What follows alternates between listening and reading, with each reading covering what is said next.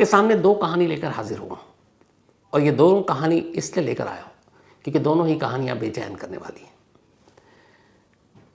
पहली कहानी, एक पुलिस कस्टडी के अंदर पुलिस वाले एक शख्स को कैसे मार रहे हैं, कत्ल कर रहे हैं, मर्डर कर रहे हैं, तमिलनाडु की यह कहानी। दूसरी कहानी गोवा की है, यह और भी बेचैन करती है।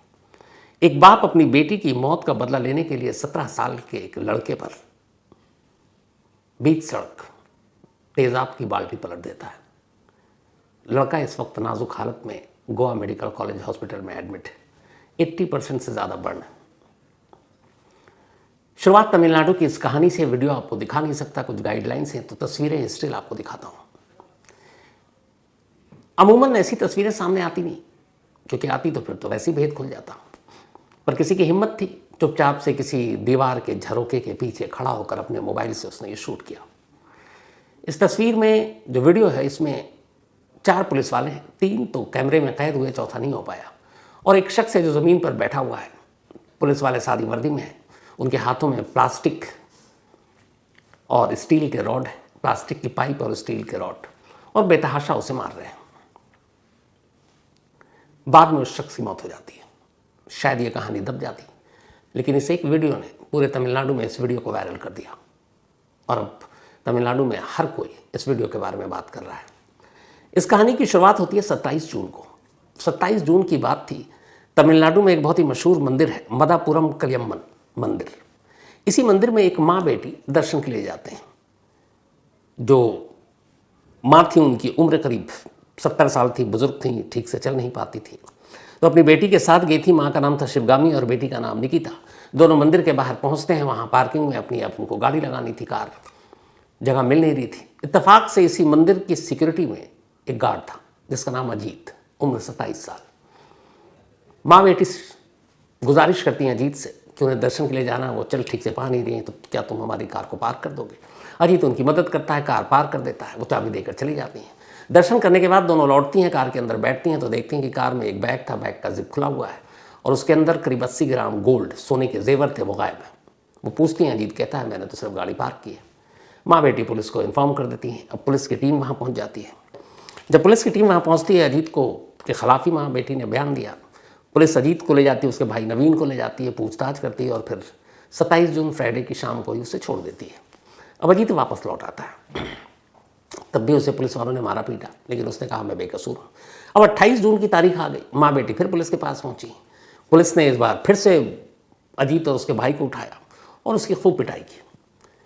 पिटाई करने के बाद अब पुलिस ने नवीन को तो छोड़ दिया और नवीन के सामने अजीत की पिटाई की थी, लेकिन अजीत को कस्टडी में रखा। इसके बाद उसी दिन 28 जून को पुलिस वाले अजीत को अपने साथ असिस्टेंट कमिश्नर ऑफ पुलिस का दफ्तर है, उसके पीछे गौशाला है, उस गौशाला में ले जाते हैं। ये जो वीडियो है ये उसी गौशाला की है।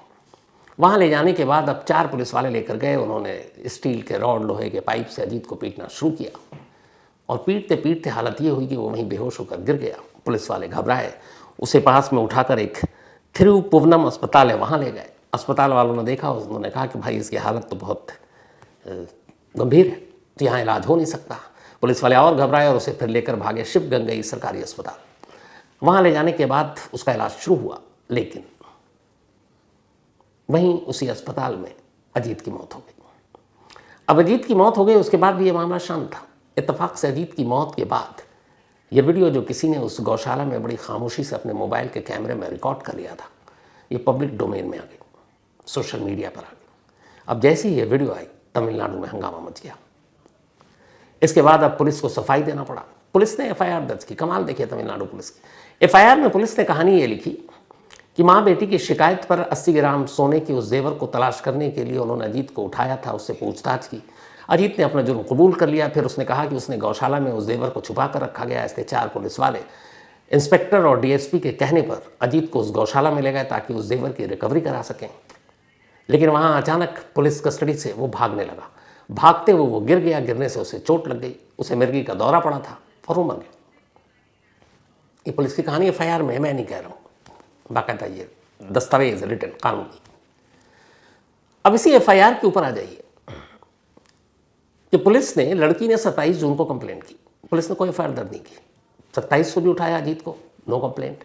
28 को फिर से जो माँ बेटी हैं वो पुलिस के पास गई, उन्होंने फिर से अजीत को उठाया, अजीत के भाई के सामने अजीत को पीटा, फिर उसे छोड़ दिया, लेकिन अजीत को पकड़े रहे और बिना FIR दर्ज किए 24 घंटे से ज़्यादा हो चुका है। अब उसके बाद उसको फिर से उस गौशाला में ले जाते हैं और कहते हैं कि यहीं उसने जेवर छुपाया और मिर्गी का दौरा पड़ा और उसकी मौत हो गई। सवाल ये है कि अगर उसने गौशाला में जेवर छुपाया तो क्या वो बरामद हो? बिल्कुल नहीं। सवाल ये भी है कि कंप्लेंट पे आप किसी को उठाते हैं तो FIR तो दर्ज करेंगे ना, 24 घंटे के अंदर अंदर आपको कोर्ट में भी पेश करना होगा, वरना वो इलीगल कस्टडी है, पर आपने वो भी नहीं किया। और अगर ये कैमरे में शूट ना होता तो ये पिटाई विटाई की बात तो कभी सामने आती ही नहीं। पुलिस की कहानी यही होती कि वो भाग रहा था, दौरा पड़ा, गिर गया, चोट लगी, मर गया। लेकिन ये वीडियो इस बात का सबूत है कि कैसे पुलिस कस्टडी के अंदर एक शख्स का खुद पुलिस वाले कत्ल कर रहे हैं। ये लाइव मर्डर है कैमरे पर, और ये कोई चौंकाने वाली बात नहीं है। तमिलनाडु में पिछले 4 सालों में ये 31वीं पुलिस कस्टडी में हुई मौत है, यानी पुलिस कस्टोडियल के अंदर मर्डर का ये 31वां मामला है, 31वां शिकार अजीत बना है। अब जब ये मामला हुआ कुछ लोग पहुंच गए, खुद मद्रास हाईकोर्ट ने सुमोटो ले लिया, स्वतः संज्ञान, क्योंकि वीडियो अब हर जगह तैर रहा है सोशल मीडिया पर। तो मद्रास हाईकोर्ट भी तो तमिलनाडु में ही है। जजों ने देखा, जब जजों ने देखा तो फिर उन्होंने कहा कि ये क्या हो रहा है। उन्होंने सुमोटो लेते हुए पुलिस, सरकार, सबको नोटिस जारी किया। फिर एक मजिस्ट्रेट साहब गए, मजिस्ट्रेट साहब ने उस गौशाला की पूरी जांच की, अपनी रिपोर्ट, तस्वीर सारी कोर्ट के सामने पेश की। उन तस्वीरों में वो प्लास्टिक के पाइप, वो स्टील के रॉड और अजीत के जिस्मों पर जो जख्म थे, उन सारी चीज़ों की तस्वीरें मद्रास हाईकोर्ट की स्पेशल बेंच के सामने पेश की गई। पोस्टमार्टम रिपोर्ट में पता चला कि अजीत के जिस्म पर 40 से ज़्यादा जख्म के निशान थे, लेकिन उसकी मौत इन 40 जख्मों से नहीं हुई, बल्कि उसकी मौत उन अंदरूनी जख्मों से हुई जो न तस्वीर में दिखाई दे सकती थी और न ही बताई जा सकती थी। जब इन सारी चीज़ों को देखा तो मद्रास हाईकोर्ट के एक जज ने कहा, रिकॉर्ड पर है, कि क्या वो एक टेररिस्ट था? क्या बिना FIR दर्ज किए हुए आप इस तरीके से पीटोगे, इस तरीके से मारोगे? लेकिन साहब ये तो है कि भेद खुल गया, सामने आ गई कैमरे के सामने, वरना पुलिस कस्टडी एनकाउंटर जो मैं बार बार कहता हूँ, इसी तरीके से लोग मारे जाते हैं। कायदे से कानून उनका कत्ल करता है। ये पुलिस कस्टडी में हुई एक मौत नहीं है, ये पुलिस कस्टडी में एक कोल्ड ब्लडेड मर्डर है। और क्या किया तमिलनाडु सरकार ने? 4 जो पुलिस वाले थे उन्हें सस्पेंड करके अरेस्ट कर लिया, एक जो वहाँ के सुपरिटेंडेंट ऑफ पुलिस थे उनको ट्रांसफ़र कर दिया, बस ख़त्म।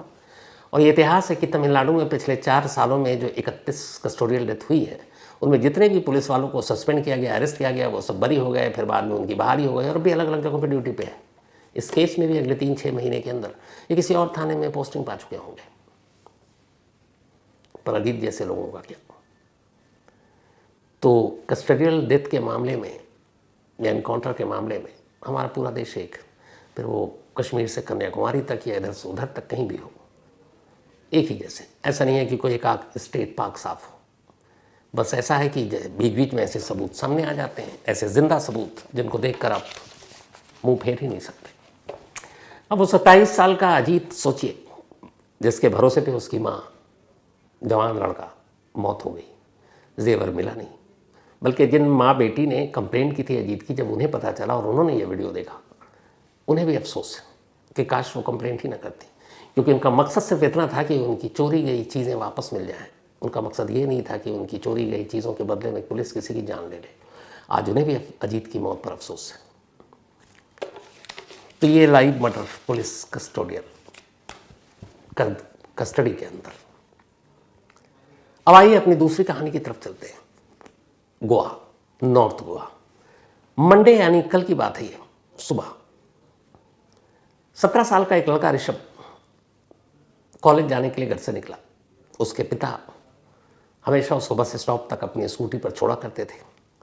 कल भी निकले और घर से नॉर्थ गोवा में एक धारगलिम हाईवे, उसी धारगलिम हाईवे के एक बस स्टॉप पर हमेशा की तरह, रोज़ाना की तरह ऋषभ के फादर ने अपने बेटे को ड्रॉप किया और उसी स्कूटी से वो वापस घर लौट गए, क्योंकि बस थोड़ी देर के बाद आ जाती। फर्स्ट ईयर का स्टूडेंट ऋषभ कॉलेज में। पिता चले। पिता के जाने के बाद अचानक सुबह 7:45 का वक्त है, एक शख्स ब्लैक रेनकोट और हाथों में दस्ताना पहने स्कूटर पर उसी बस स्टॉप के करीब आता है। स्कूटर रोकता है। उसके स्कूटर पर उसने अपने दोनों पैरों के बीच में एक वाइट रंग कलर की एक बाल्टी रखी हुई थी और साथ में एक जग। स्कूटर को रोकता है, जग उठाता है और स्कूटर उसने बिल्कुल ऋषभ के बराबर में रोका। ऋषभ बेफिक्र उस आए हुए अनजान शख्स से, लेकिन तभी वो शख्स अचानक उसी जग से उस बाल्टी में जो काले रंग की चीज़ थी उसको भर कर निकालता है और ऋषभ की तरफ उछाल देता है। इसके बाद वो फिर से जग भरता है, फिर से ऋषभ पर फेंकता है। लगभग 1/3 बाल्टी को खाली कर देता है और ऋषभ इधर पूरे सर से पैर तक उसे लग रहा है जलन हो रही है और ज़मीन पर गिर पड़ता है। आसपास में कुछ लोग थे, जब तक वो भी कुछ समझते संभलते तब तक स्कूटर वाला उस प्लास्टिक की बाल्टी और जग को वहीं ज़मीन पर छोड़कर सड़क किनारे स्कूटर पर तेज़ी से निकल जाता है। इधर अब ऋषभ की हालत ख़राब। आसपास के लोगों ने देखा, बड़ी मुश्किल से ऋषभ ने अपना फ़ोन निकाला और एक शख्स को दिया। उसने कहा ये मेरे पापा का नंबर है, आप उनको फ़ोन मिला दीजिए। उस शख्स ने फ़ोन मिलाया। पापा अभी जस्ट उसको छोड़कर घर पहुँचे थे। फ़ोन करने वाले ने कहा कि आपका बेटा यहाँ ज़ख्मी हालत में पड़ा है। वो बदहवास वापस से स्कूटी पर आते हैं। ऋषभ की हालत देखकर दहल उठते हैं। सर से लेकर पैर तक उसके जिस्म लगभग जल रहा था। फ़ौरन उसे लेकर गोवा मेडिकल कॉलेज हॉस्पिटल ले जाया जाता है। वहाँ उसे इमरजेंसी वार्ड में ले जाया जाता है। डॉक्टर देखते हैं, अलग अलग चीज़ों के एक्सपर्ट डॉक्टर बुलाए जाते हैं। 80% बर्न था। उसकी दाहिनी आँख जल चुकी थी, दाहिने तरफ के बॉडी का ज़्यादातर हिस्सा जल चुका था, क्योंकि जब वो जग से उसके ऊपर फेंका जा रहा था बाल्टी में जो काले रंग की चीज़ थी वो कुछ और नहीं, एसिड तेज़ाब था। वो तेज़ाब जो किसी को भी जला कर रखते। तो वही तेज़ाब ऋषभ पर फेंका गया था। उस अनजान शख्स ने फेंका था। बाल्टी भर कर लाया था, 1/3 खाली कर गया था। डॉक्टरों ने अब देखा 80% से ज़्यादा बर्न, अंदरूनी भी ऑर्गन पर असर पड़ा। प्लास्टिक सर्जन से लेकर बाकी के एक्सपर्ट्स बुलाए गए। इस वक्त भी ऋषभ उसी गोवा मेडिकल कॉलेज हॉस्पिटल में ज़िंदगी और मौत के बीच जूझ रहा है। उसकी हालत नाजुक है। अब जब ये सब कुछ हुआ, उधर पुलिस को खबर मिली। पुलिस फ़ौरन मौके पर पहुंचती है। पुलिस के साथ फॉरेंसिक टीम, डॉग एक्सपर्ट सब पहुंचता है। वहाँ पुलिस जब जाती है तो उसे अजीब सी चीज़ दिखाई देती है। वही सड़क किनारे एक बाल्टी सफ़ेद रंग की और उसमें काली काली कोई चीज़। फ़ौरन पता चल जाता है कि ये एसिड है। पास में वो जग भी था। अब पुलिस सारी चीज़ें उठाती है। चश्मदीद कुछ बस स्टॉप पर जो थे उनसे पूछती है। इत्तफाक से उनमें से किसी ने उस स्कूटर का नंबर नोट कर लिया था जिस पे वो अनजान शख्स आया था। उस स्कूटर के नंबर के ज़रिए पुलिस उसके मालिक का पता करती है तो पता चला कि उस शख्स का नाम नीलेश। पुलिस अब उसे ढूंढती है। उसके मोबाइल के नंबर के ज़रिए पता चला वो गोवा महाराष्ट्र बॉर्डर के पास एक गाँव है, वहाँ पर है। पुलिस की टीम वहाँ पहुँचती है। अब सोमवार की शाम हो चुकी थी, लेकिन नीलेश उनके हाथ लग जाता है। पुलिस नीलेश को पकड़कर गोवा लाती है। उससे पूछताछ होती है। बिना ज़्यादा किसी मेहनत और कोशिश के नीलेश अपना जुर्म कबूल करता और कहता है कि हाँ, उस लड़के ऋषभ पर तेज़ाब मैंने ही फेंका। पुलिस पूछती है तुमने ऐसा क्यों किया? एक 17 साल का कॉलेज जाने वाला लड़का, उससे तुम्हारी क्या दुश्मनी है? तब नीलेश बताता है कि 1 महीने पहले मई में इसी साल उसकी 17 साल की एक बेटी संदिग्ध तौर पर मारी जाती है। उसकी मौत हो जाती है। फिर जो पूरी कहानी थी वो ये थी कि असल में नीलेश महाराष्ट्र के रहने वाले थे। महाराष्ट्र और गोवा बॉर्डर के पास एक गांव है, वहीं पर बेटी को गोवा में अच्छे स्कूल में पढ़ाना था। उन्होंने अच्छे स्कूल में दाखिला दिला दिया। अब नीलेश काम के सिलसिले में खुद महाराष्ट्र में रहते, तो गोवा में नीलेश के एक साला यानी कि उनकी बेटी के मामा रहा करते थे। नीलेश की बेटी अपने मामा के घर पर रहकर स्कूल में पढ़ाई कर रही थी। उसी स्कूल में उसकी मुलाकात ऋषभ से हुई। ऋषभ और नीलेश की बेटी में दोस्ती हो गई। धीरे धीरे वक्त बीता, 12वीं का एग्ज़ाम दिया। अब दोनों के रास्ते अलग हो गए। ऋषभ ने गोवा में एक कॉलेज में दाखिला ले लिया, लेकिन नीलेश की बेटी अब किसी और जगह थी। इसी बीच में अब दोनों का मिलना मिलाना भी कम हो गया। मई के महीने में एक रोज़ नीलेश की बेटी ऋषभ के घर पहुंच जाती है और वहाँ जाकर कहती है कि हम दोनों में दोस्ती है, प्यार है, तुम हमसे दूर होते जा रहे हो। तब तक ऋषभ के पेरेंट्स आ जाते हैं। वो उन्हें समझाते हैं और फिर उससे कहते हैं कि देखो अब तुम ऋषभ को भूल जाओ और दोबारा इधर मत आना। इसके बाद नीलेश की बेटी घर लौट आती है, सदमे में चली जाती है, नींद की गोली खा लेती है। नींद की गोली खाने के बाद उसे उल्टियाँ आती हैं। उसे अस्पताल ले जाया जाता है, लेकिन डॉक्टर तमाम कोशिश के बावजूद उसे बचा नहीं पाते और मई में ही नीलेश की बेटी की मौत हो जाती है। बेटी की मौत से पहले नीलेश को ये पता चल चुका था कि उस दिन जिस दिन इसने नींद की गोली खाई थी वो कहाँ गई थी, और उसे ऋषभ और उसकी दोस्ती के बारे में भी पता था। बेटी की मौत का सदमा नीलेश बर्दाश्त नहीं कर पाया। उसे लगा कहीं ना कहीं उसकी बेटी की मौत के लिए ऋषभ जिम्मेदार है, और बस उसी दिन से उसने तय किया कि वो अपनी बेटी की मौत का बदला लेगा। तरीका सोचता रहा और आखिरकार उसने एसिड के जरिए ऋषभ पर हमला करने का फैसला किया। फिर उसने बाजार से तेज़ाब खरीदा, बाल्टी में भरा, रेकी की। उसे पता था कि ऋषभ कॉलेज कितने बजे जाता है, बस स्टॉप पर कब पहुंचता है, वापस कब आता है। सुबह चूँकि वक्त भीड़ कम होती है, लोग कम होते हैं, इसलिए उसने सुबह का वक्त चुना।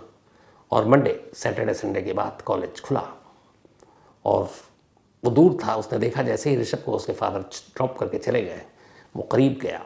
रेनकोट पहने हुआ था, चेहरा छुपा हुआ था, हाथ में दस्ताने थे ताकि तेज़ाब से हाथ उसका न जले, और उसने जग से भर भर कर नीलेश पर तेज़ाब फेंका और वहाँ से निकल गया। गोवा पुलिस के मुताबिक गिरफ्तारी के बाद जब उसने सारी कहानी सुनाई, नीलेश के चेहरे पर कोई भी पछतावे का भाव नहीं था। उधर गोवा मेडिकल कॉलेज में ऋषभ का भी इलाज चल रहा है। हालत सीरियस है, डॉक्टर उसे बचाने की कोशिश कर रहे हैं। अब इस कहानी का सबसे बेचैन करने वाला पहलू यह है कि एक तरफ एक लड़की है जिसकी 17 साल की वो भी थी, उसकी मौत हो गई। एक तरफ एक लड़का है जो उस लड़की का दोस्त था। अब इन दोनों की दोस्ती के बीच में बहुत सारी चीज़ें थी। लड़की को लगा कि जिससे उसकी दोस्ती है वो उससे दूर हो रहा है। वो उसके घर जाती है, फिर लौटती है, फिर सदमे में जाती है, फिर जो भी कदम उठाती है। उसके बाद उसकी मौत हो जाती है। अब लड़की के बाप को ये लगता है कि उसकी बेटी की मौत के लिए वो लड़का जिम्मेदार है, और फिर वो ये तेज़ाब से हमला करता है। इसे कहाँ से हम जस्टिफाई कर पाएंगे? हम कैसे कह पाएंगे कि एक बेटी की मौत का एक बाप ने ऐसा बदला लिया तो अच्छा किया? बिल्कुल नहीं, क्योंकि कानून की नज़र में ये एक जुर्म है, किसी की भी जान लेना, उसको नुकसान पहुंचाना। लेकिन ये कहानी अपने आप में सोचने पर मजबूर करती है कि आखिर इसको लेकर हम सोचें क्या, कहें क्या। तो आप भी सोचिए, आपको लगता है आप लोग अपनी राय ज़रूर दीजिएगा, क्योंकि मैं जब से ये स्टोरी सामने आई है मतलब हमारे समझ ही भी नहीं आ रहा कि इस पर क्या सोचूं, कि इसमें कौन सही है कौन गलत है। लेकिन जुर्म हुआ है तो फिर गलत ही गलत है। तो सोचिएगा और फिर बताइएगा ज़रूर। आज कहानी में इतना ही। अब आपसे मुलाकात होगी कल रात 9 बजे किसी नई कहानी के साथ। तब तक अपना और अपनों